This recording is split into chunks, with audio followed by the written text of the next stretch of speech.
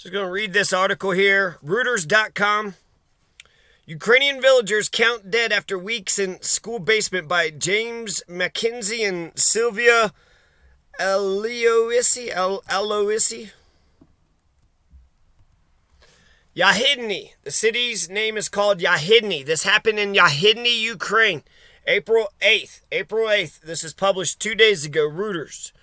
The names of the dead are scrawled on the peeling wall of a school basement where residents say more than 300 people were trapped for weeks by Russian occupiers in Yahidne, a village north of the Ukrainian capital, Kyiv. Halina Toluchina, a member of the village council, struggled to compose herself as she went through the list scribbled in black on the plaster either side of a green door in the gloomy warren, where she said she and hundreds of others were confined. To the left of the door were scrawled the 7 names of people killed by Russian soldiers. To the right were the 10 names of people who died because of the harsh conditions in the basement, she said. This old man died first, Toluchina said, pointing at the name of Muzika D. for Dmitro Muzika, whose death was recorded on March 9th. He died in the big room. In this one. She said Muzika's body lay for a few days in a boiler room until, during a break in shelling, some people were allowed to take the dead to be buried in hastily dug graves in the village cemetery. Reuters spoke to 7 residents of Yahidne who said that in total at least 20 people died or were killed during the Russian occupation. So they got 7 eyewitnesses. No official death toll has been released by Ukrainian authorities. Reuters was not able to verify independently the villagers' accounts. Reporters saw one freshly dug grave in a field by the village and 2 bodies wrapped in white plastic sheets. We couldn't independently verify it, but there were dead bodies that we witnessed ourselves. The Kremlin did not respond to requests for comment on the events in Yahidne.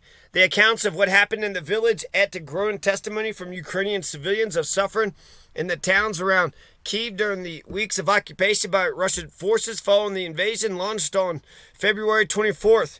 The last victim recorded on the walls of the basement, Nadia Budchenko, died on March 28th, Toluchina said, 2 days before Russian troops withdrew from the village when their drive toward the Ukrainian capital stalled, as well as those mostly elderly who died of exhaustion in the stifling, cramped conditions. Toluchina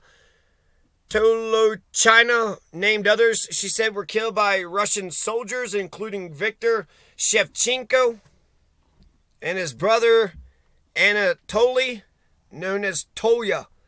This one was buried in the yard, she said, pointing to the name Shevchenko V. And this one, they said he is there, buried in the village somewhere, she said, pointing to the name Shevchenko T, whose body has not been recovered. Damn. What happened to T. Shevchenko? Reuters interviewed 6 other residents who corroborated Toluchina's account, described being held in the bare concrete rooms of the basement with around 60 children, little food or water, no electricity, no toilets. Ukrainian authorities have accused Russia of war crimes following the unearthing of mass graves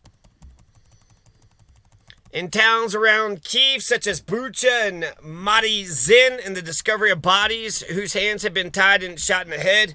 Russia has denied allegations of extrajudicial killings, torture, and abuse of civilians. The Kremlin has said its forces are not targeting civilians and accused Ukrainian authorities in the West of fabricating evidence. Looting. 2 of the villagers interviewed by Reuters said that at first some Russian troops who arrived in early March behaved well, offering to share their rations and expressing surprise at the village's prosperous appearance, but others began to loot immediately. They started looting, took everything they could grab, said 71-year-old Petro Heliston, who witnessed the scene. There was a light torch, a tablet computer my son brought from Poland. They took it all. On March 5th, the villagers said they were ordered into the school basement, where they were to spend the next 25 days with only brief breaks to relieve themselves or stretch their legs.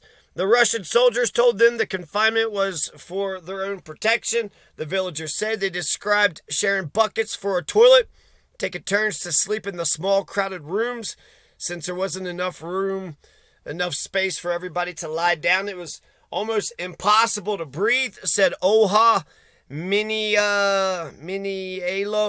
an agronomist who said she was in the basement with her 32-year-old son, his wife, and their children, a 4-month-old baby boy and an 11-year-old girl. She said the Russian soldiers demanded a list of the people in the basement to organize food, and she had tallied 362 other villagers. Villagers said there were more than 300 people. For the elderly, it was difficult to stay there in the dark without fresh air, so it was mostly the old who died. She said that the first burial, a man killed by the soldiers and 4 elderly people who died in the basement, took place on March 12th. Russian soldiers allowed out some youths to dig shallow graves. As soon as they started digging, there was shelling. The people who were doing the digging had to lie on the dead bodies in the graves to protect themselves from the shelling. My husband was there, said Minnie Alo. A woman who had a cow was led under escort one morning to get some milk for the children. Others were let out occasionally according to the whims of the Russian soldiers. When they returned to their homes, villagers found everything from television sets to women's underwear had been taken, bodies exhumed. It was not until the Russians started their withdrawal on March 30th that those trapped in the basement ventured out permanently, said 64-year-old Tamara Klimchuk. We opened the door. We were getting out as though we had been born again. Yahidne, a small farming village of just 5 streets, had been a popular place for city people from nearby Chernihiv to take a holiday cottage. It's now a desolate ruin of burned-out houses scattered with cast-off military gear. An abandoned tank stands concealed across the road from the school. Ukrainian military, police, and explosive disposal technicians sift through the wreckage, exhuming bodies, and recovering unexploded ammunition. We had a very good life, said Klimchuk, whose son-in-law was 50-year-old Viktor Shevchenko, one of the 2 brothers that villagers say were killed by Russian soldiers. We never thought such grief would come upon us. Viktor, she said, was shot on March the 3rd. He had stayed behind to guard his house after sending his wife and 2 children to the school basement. Russian soldiers had told the villagers that Viktor had begun wearing a military uniform and was armed with a shotgun. Klimchuk did not witness the killing herself, but said she saw Viktor's body after sappers exhumed his body from a mass grave at her request. Once the town was retaken by Ukrainian forces, he was dressed in blue jeans and a black jacket. She said they just shot him in the head.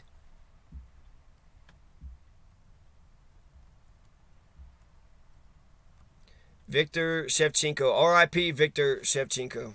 R.I.P.